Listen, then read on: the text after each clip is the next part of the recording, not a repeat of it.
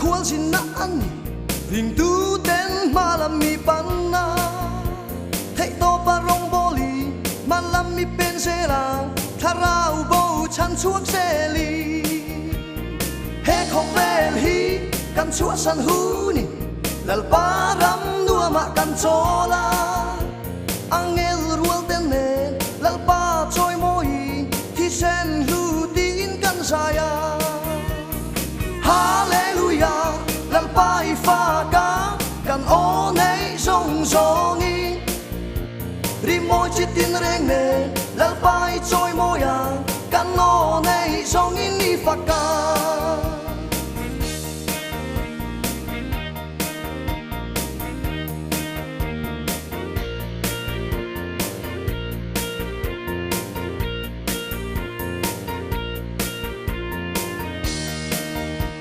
cả thiên lung hi chào thiên má se lal ba cá kia ngã ông si mang ngày nát chuối lâu chuồn ni tin in min ông bụi ho sa na tin ca saya he khóc vel hi kan chua san hu ni lal ba ram nua ma kan chola angel rual ten nen lal ba choi moi thi sen lu tin kan saya hallelujah lal pa i fa ka kan o nei song song i ri moi chi tin reng nen lal pa i choi mo yang kan o nei song i ni fa ka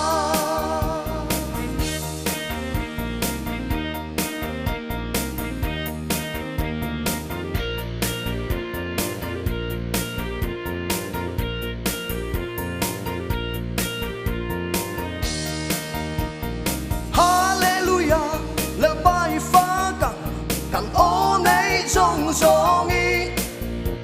ri moi chi tin reng nen lal pai choi mo yang kan o nei song i ni fa ka hallelujah lal pai fa kan o nei song i hallelujah ti lal pai choi mo yang kan o nei song i ni fa ka